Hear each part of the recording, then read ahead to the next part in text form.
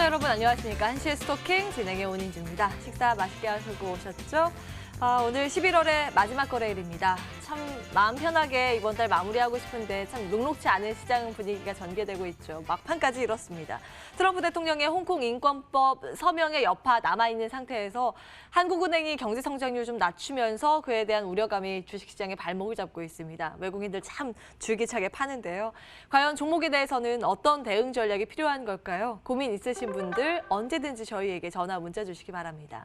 서울 전화 02786-1022 1023번 열어놓을 거고요. 문자는 013-3366-8288번입니다. 종목명, 매수가 비중 적어서 지금부터 저희에게 문자 남겨주시기 바랍니다. 오늘 MTNW 최명성 이슬이 전문가 나오셨습니다. 안녕하세요.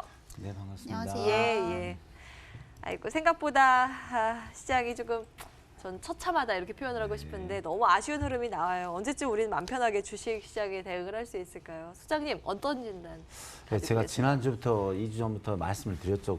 그동안 제가 2달간은 상당히 긍정적인 시장 반응을 했는데요. 일주일 전에 분명히 이런 말씀을 드렸습니다. 미국과 중국의 홍콩 문제 때문에 상당히 이건 좀 심각해질 수 있습니다. 그래서 한 2달간 이제 긍정적인 발언이 나왔는데 일단은 미국 트럼프 대통령이 홍콩에 그 민주화 서명으로 인해서 조금 앞으로 좀 힘들어질 수 있습니다. 뭐 중국에서도 보호복 한다고 하는데요. 이 소나기는 피해가야 되거든요. 그래서 어차피 뭐 주식은 계속 오르고 내리고 뭐 종합지수도 오르고 내리고 그 차인데요. 당분간은 일단 우리 시청자님께서 미수라든가 신용은 절대 피하셔야 됩니다. 그래서 오늘 미수를 썼는데 갑자기 2, 3일 확 종목이 빠져버린다든지 아니면 종합지수가 많이 빠지면 상당한 그 손실을 볼 수 있습니다. 뭐 신용은 이루 말할 수도 없고요. 그래서 되도록이면 미수라든가 신용은 되도록이면 최대한 좀 줄이시고 좀 관망이라든지 하면 짧게 치고 뭐 단타라든가 하면 2박 3일 그날 당일이라든가 1박 2일 정도로 해서 치고 빠지는 그런 매매를 좀 해야 되고요. 당분간은 조금 좀 보수적인 형태로 운영을 하셨으면 좋겠습니다. 네네.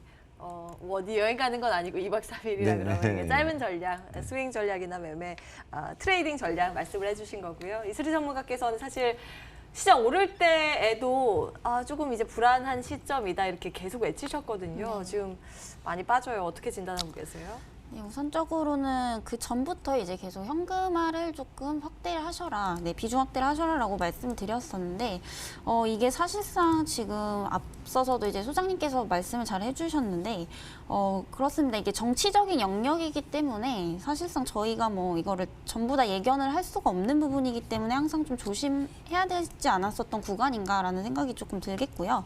네, 우선적으로는 현재 지금 가장 중요한 게 트럼프 대통령이 이제 홍콩 인권법안에도 서명을 하면서 중국 정부가 이제 성명을 발표하는 한편 이제 미국 대사를 조치해서 이제 강력히 항의하면서 양국 간의 대립 구도가 이제 다시 한번 또 형성이 됐죠. 이렇기 때문에 이러한 사실 그 전부터 이제 미중 무역 분쟁이 이제 단기적으로 완화가 됐다라는 얘기가 계속해서 들려오긴 했지만 그거는 정치적인 이슈이기 때문에 또 언제든지 말이 바뀔 수 있다, 태도가 이제 변화될 수 있다라고 좀 말씀드렸었습니다.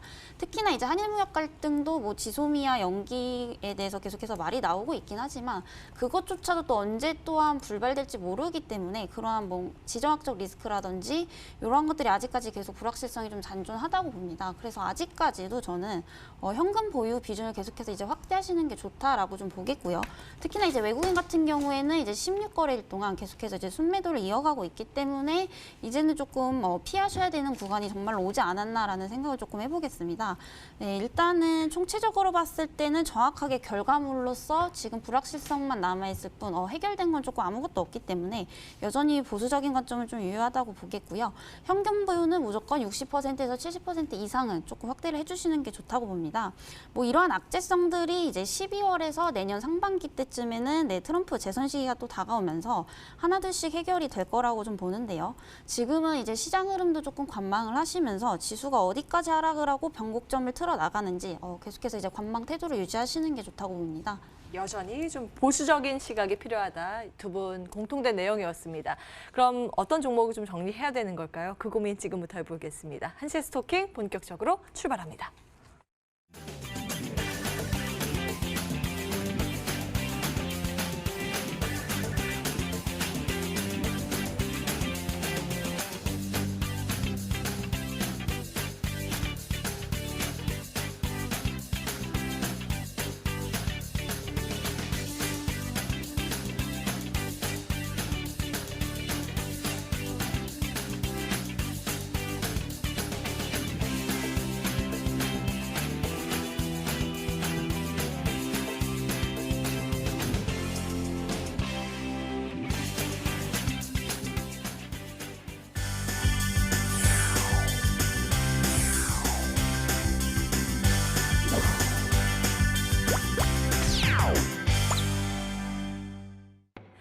여러분들의 전화와 문자 기다리고 있습니다. 11월 마무리 저희와 함께 하시죠. 전화, 문자 계속 열고요. 여러분들의 참여를 기다리고요. 그 사이에 톡 쏘는 종목 특징주와 함께 들여다보실까요? 첫 번째, 한국 화장품 보겠습니다. 오늘 굉장히 강한 모습인데 바로 이 이슈 때문입니다. 중국의 왕이 외교부장이 다음 달 4일, 다음 주면 한국을 방문하게 되는데요. 그에 따라서 한한령 해제에 대해서 논의가 나오지 않을까라는 기대감 때문에 중국 소비주가 동반해서 꽤 강한 모습을 보이고 있습니다. 그 안에서도 좀 덩치가 작은 화장품주 위주의 탄력적인 움직임이 보이는데요. 한국 화장품 같은 경우 오늘 개장 직후 얼마 안 돼서 바로 상한가 터치하는 이 노크하는 흐름이 포착됐습니다. 지금도 봐도 되는 건지 늦은 건 아닌 건지 잠시 뒤에 전문가 의견 체크해 보겠습니다. 이어서 MP 한강 보실까요? 이 종목도 뭐 화장품 관련주입니다. 여성분들 다 알고 계실 거예요. 일본 브랜드 키스미라고 특히 마스카라로 유명한 색조 화장품인데요.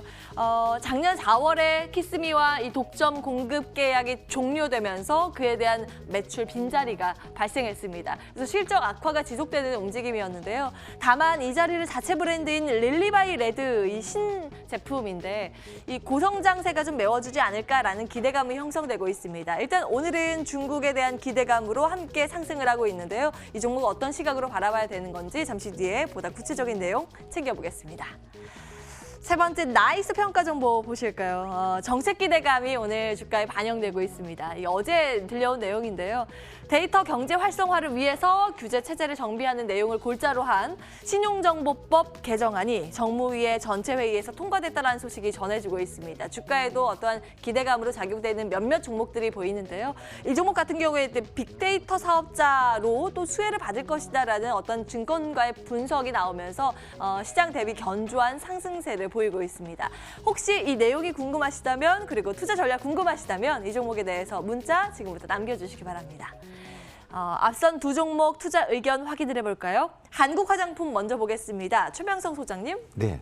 한국 화장품을 제가 한 3, 4주 전에 한번 말씀드린 것 같은데요.